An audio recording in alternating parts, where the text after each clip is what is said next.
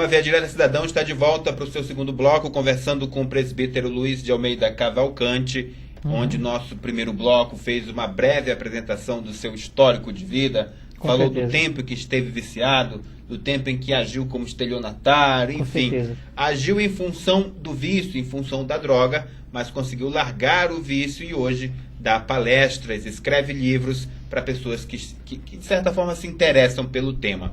Você tem um projeto, né? Um projeto chamado Drogas Nunca ou Nunca Mais. Fala um pouco desse projeto, em que é que ele se baseia, qual é a fundamentação teórica desse projeto?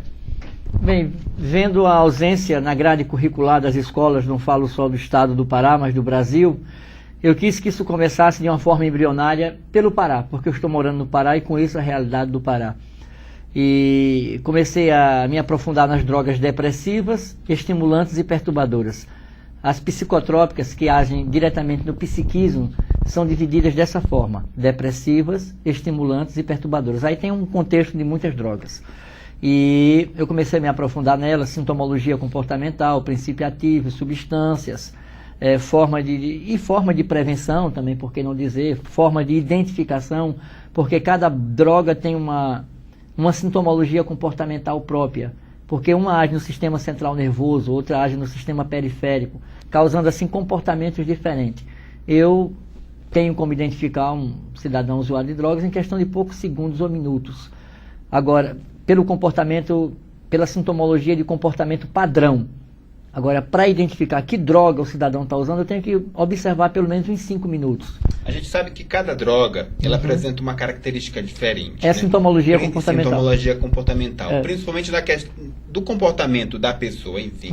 Mas, para cada regra tem alguma exceção. Sim. Gostaria que o senhor falasse para a gente alguns dos sintomas de algumas pessoas que de certa forma já estão usando drogas e que a família não consegue perceber. Eu acho que serve até como alerta para quem está em casa, que tem um filho viciado, que tem um caso na família e que não consegue perceber porque está muito no início, e a partir do início é que a coisa vai se aumentando e tende-se a se agravar se não foi feito nada logo no início, né? Certo. Então, para que o senhor pudesse, de certa forma, citar alguns exemplos, não que esses exemplos são regra para tudo, né? Sim. Toda regra tem sua exceção. Sim. Que tipo de comportamento tem uma pessoa que começa a entrar no mundo das drogas? Alguns exemplos para a gente. Vou dar um exemplo rápido e objetivo. Usuário de crack. Você que está me escutando nessa tarde, nessa manhã, nesse dia. Usuário de crack, normalmente, como o crack é uma droga estimulante, age no sinapse, no espaço de um neurônio para outro, atingindo os neurotransmissores, o eritoxilon, inicialmente do refino, que sobra o sal, ele é trabalhado com bicarbonato de sódio e transformado no crack. Normalmente o usuário de crack, como é uma droga estimulante, logo depois em um estado profundo de depressão, esse cidadão ele se exclui das necessidades básicas de higiene. Escovar dente, tomar banho, etc. Porque não necessariamente se aplica esse comportamento de depressão só ao usuário de drogas. Existem outras patologias dentro da psiquiatria que se aplica essa questão. Mas estamos falando do crack. Então o elemento ele se exclui do meio do convívio de outras pessoas, achando assim que não é necessário se higienizar. É o primeiro aspecto que o pai e a mãe, antes de chamar de mundo, tem que observar se houve essa mudança. O aparecimento de feridas no canto da boca, nos lábios inferiores e superiores e dentro da boca. E feridas nas pernas que surgem, ou ferida que demora a cicatrizar sem uma razão aparente para isso.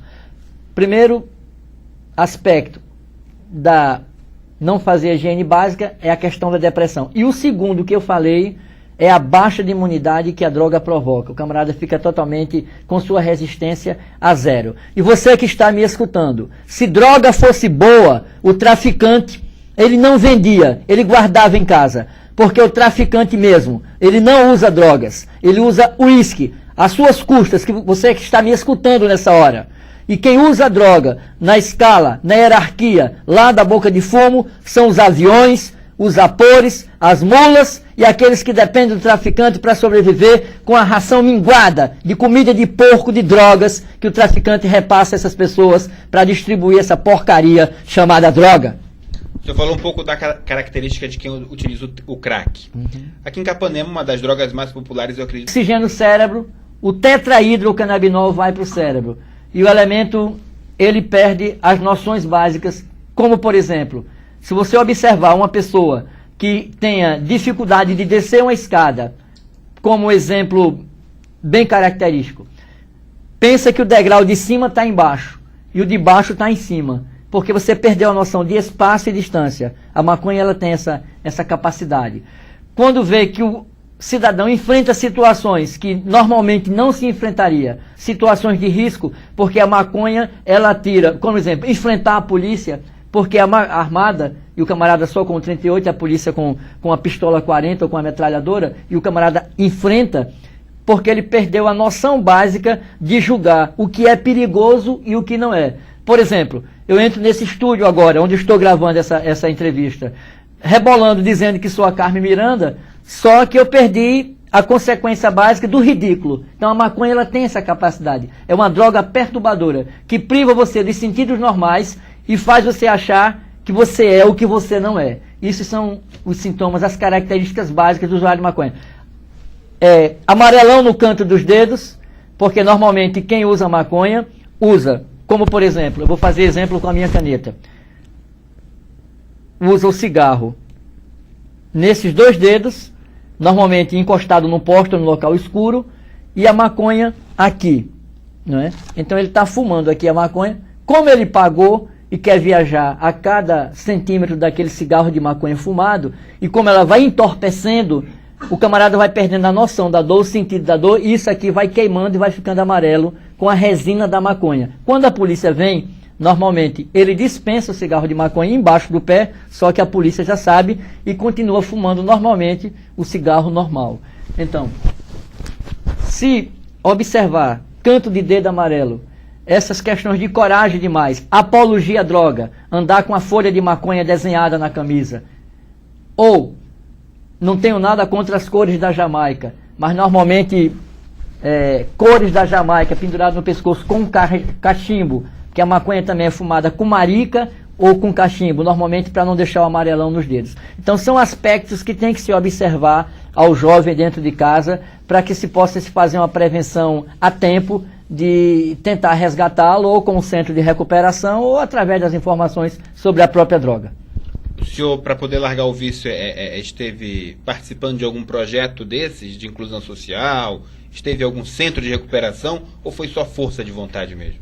Olha, o primeiro passo para você mudar, você que está me escutando, você que é usuário de drogas, o primeiro passo para você sair dessa noia que você está passando é você entender que você não está valendo nada. Porque quando eu comecei a entender que eu era vigarista, cafetão, ladrão, drogado, foi a partir desse momento que eu entendi que o conselho que as pessoas me davam eram conselhos úteis. Até o próprio Deus só pode ajudar você se você abrir seu coração e entender que você não está valendo nada. Enquanto tu pensa que teu pai, tua mãe, tua família, ou seja lá com quem te aconselha, o padre, o pastor, estão totalmente errados e você é o único certo no seu mundo viciado, na sua segunda pessoa de drogado, você vai continuar nessa até morrer, até a cadeia, até o hospital psiquiátrico, até a pedra de ML. Mas a partir do momento que você que está me escutando agora, você começa a entender que você não vale nada, você vai entender que você vai precisar de ajuda, você está precisando de ajuda, porque senão o último passo para essa situação são 7 palmos. A gente vai para um rápido intervalo comercial e volta já para continuar esse papo muito importante, principalmente porque as drogas são consideradas um dos maiores males do atual do século em que a gente vive e avançam, né, a passos largos. Não existe mais camada social, não existe mais grupo social. A droga hoje está inserida no meio da sociedade, dentro das famílias, enfim. Onde você não espera existe a inserção da droga prejudicando toda uma sociedade. A gente vai para um rápido intervalo comercial e volta já com esse papo de hoje muito importante para você que está em casa nos assistindo. Não sai daí.